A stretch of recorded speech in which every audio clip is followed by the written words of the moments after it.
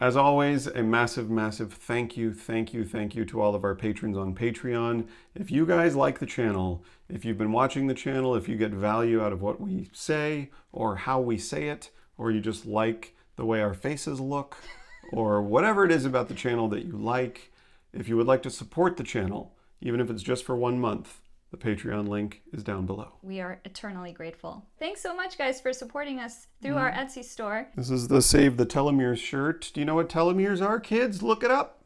You'll find out. Telomeres. Telomeres. I think it is pronounced both ways. Is it similar to when you realize that orangutan does not have a G at the end? Was anyone else's mind blown? When I was a kid, I always thought it was orangutan.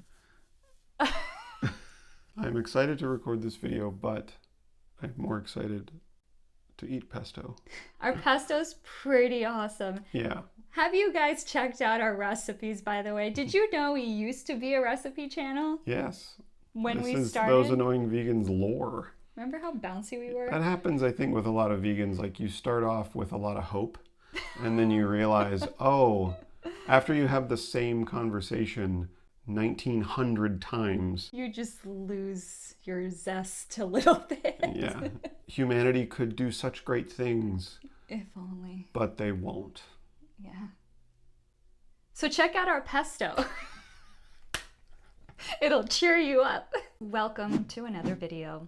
Please remember to like, comment, and subscribe so that YouTube knows to recommend us to you and those who watch content like ours. Today we're diving into an interesting topic, which is the disconnect between the adorable chicken and pig and cow videos, etc., that people love on social media, and the reality that those very same people still pay to have those animals bred into existence and needlessly killed. Because taste, though. So let's explore this conundrum together.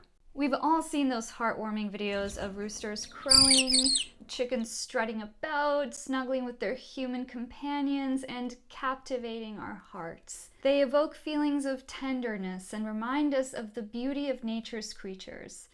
These videos show up in my feed all the time.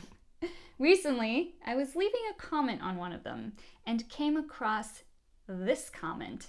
I ain't a vegetarian, and I do like me some chicken, but poor Nebs ain't for eating. People are just cruel and cold-hearted. Wee Man is living his best life rocking his cute boots. Tell this Muppet who's spouting this nastiness to poke off. But on a side note, he is the cutest chicken sarnie I've ever seen. If you want to know what my reply was, keep watching until the end. So why is it that we can find chickens adorable and endearing, yet continue to pay others to kill them for us? These viral videos often portray these animals as lovable, intelligent beings with unique personalities.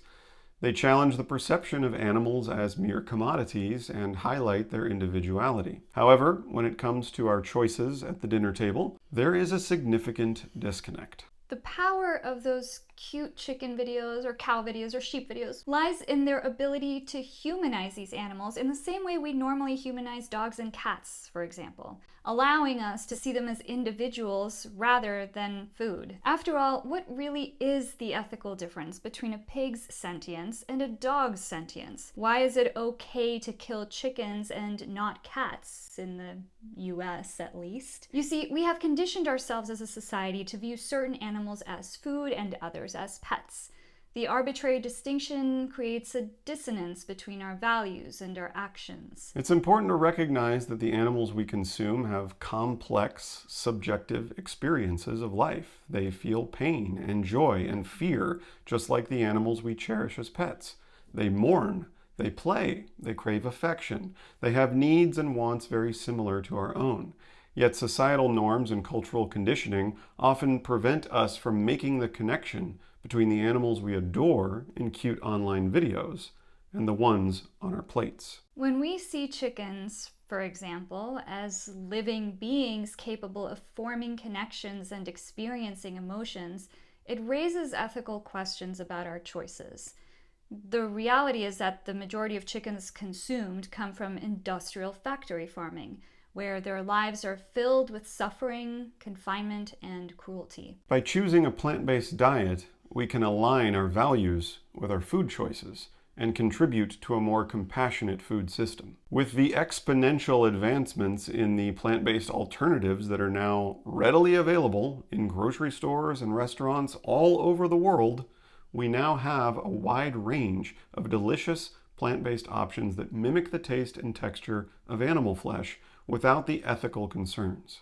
Sometimes a little too closely. These alternatives allow us to enjoy the flavors we are accustomed to while making a positive impact on animal welfare, the environment, our health. So the dichotomy between cute chicken videos and consuming chicken is a thought-provoking topic.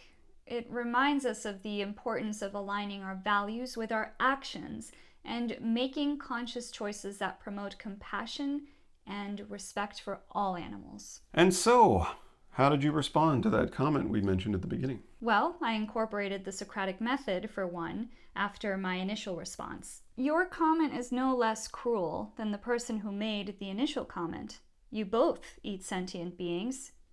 Can't see the difference. They replied, and they actually replied to someone else who was also arguing the side of logic.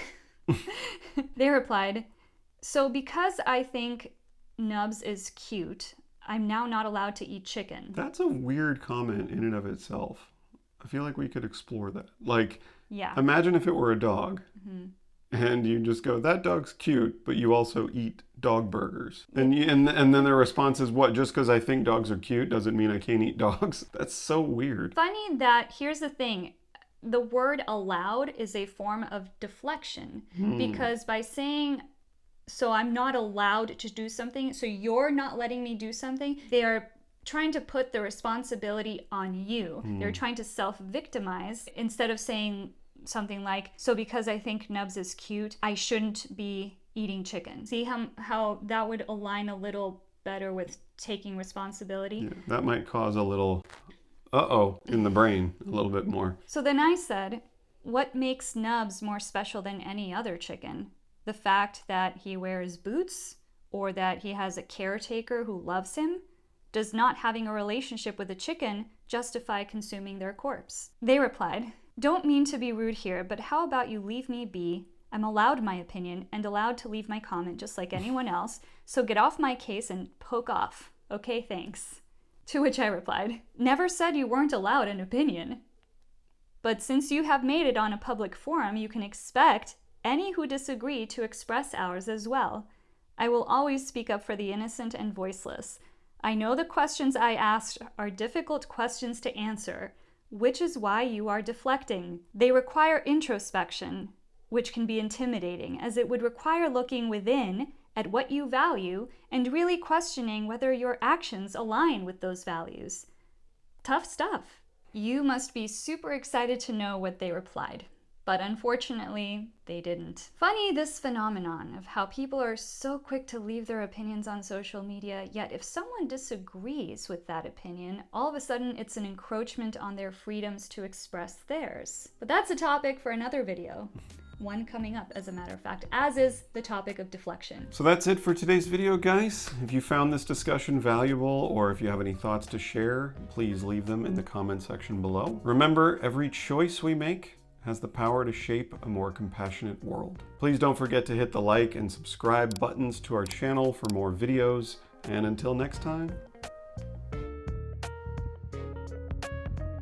The reason this video was made in the first place was because people keep sending her like hate comments about, you know how we used to get with Jackie and Tony, like the usual, like, oh, you should turn that chicken into a sandwich. So she actually made a video of her putting her rooster in a sandwich, quite literally. She put like mustard on bread with lettuce, tomatoes.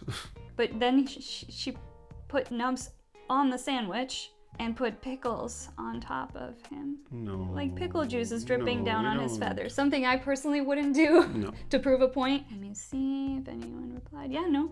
Still doesn't have a reply.